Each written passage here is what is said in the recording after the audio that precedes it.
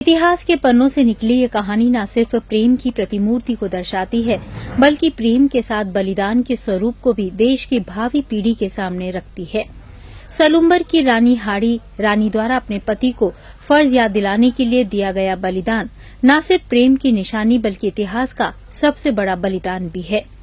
आइए आपको भी रूबरू करवाते हैं प्रेम, त्याग और बलिदान के इस गौरवशाली इतिहास से।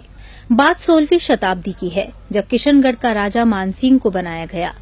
ऐसे में औरंगजेब ने किशनगढ़ के राजा मानसिंह को संदेश भेज राजकुमारी चारुमती से विवाह की इच्छा जता दी। औरंगजेब चारुमती से विवाह करने पहुंचता उसके पहले ही चारुमती ने उदयपुर के राजा राज सिंह को एक पत्र लिखा। संदेशवाहक जब महाराजा राज सिंह के पास पत्र लेकर पहुंचा तो राज सिंह का दरबार सजा हुआ था। दरबार के बीच ही जब महाराजा राज सिंह ने पत्र को पढ़ा तो वे सकते में आ गए। दरअसल राजकुमारी चारुमती ने पत्र में अपनी रक्षा की मांग की और कहा कि वे तन और मन से उन्हें अपना पति मान चुकी है। ऐसे में अब उनकी ये जिम्मेदारी है कि औरंगजेब से उसकी रक्षा करे। हरावल दस्ते में होने के कारण सलुम्बर राव को इसकी जिम्मेदारी देनी थी, लेकिन महज एक दिन पहले ही सलुम्बर के राव रतन सिंह की शादी हाड़ी रानी के साथ हुई। हाड़ी रानी के हाथों की मेहंदी भी नहीं सूखी थी कि उदयपुर के राजा राज सिंह का संदेश राव रतन सिंह के पास पहुंचा। महाराजा के संदेश के तहत राव रतन सिंह को किशनगढ़ से पहले ही औरंगजेब की सेना को रोकना था और चारुमती की अस्मिता की रक्षा करनी थी। शादी हुए महज एक दिन हुआ, ऐसे में पत्नी प्रेम में राव रतन सिंह के कदम डगमगाने लगे।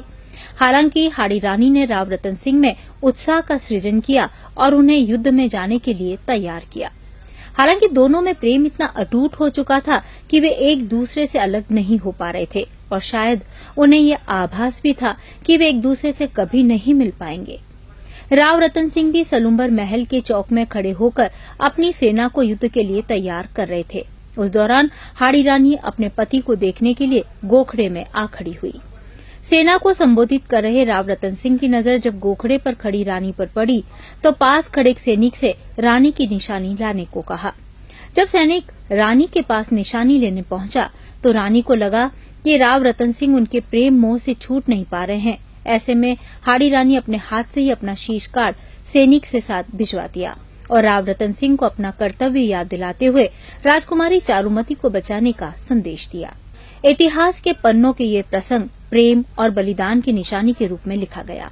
इतिहास भी मानते हैं कि प्रेम का ऐसा स्वरूप अब देखने को नहीं मिलता और प्रेम के नाम पर काम, वासना और स्वार्थ सिद्धि की और युवाओं का ध्यान बढ़ा है। हाड़ी रानी पर एक किताब लिख चुकी सलुम्बर के लोग और इतिहासकार ये जरूरत बताते हैं कि देश की भावी पीढ़ी को प्रेम के इस प्रसंग से अवगत कराना चाहिए ताकि वे प्रेम के वास्तविक स्वरूप को समझ सके। 1660 ईस्वी में जब दिल्ली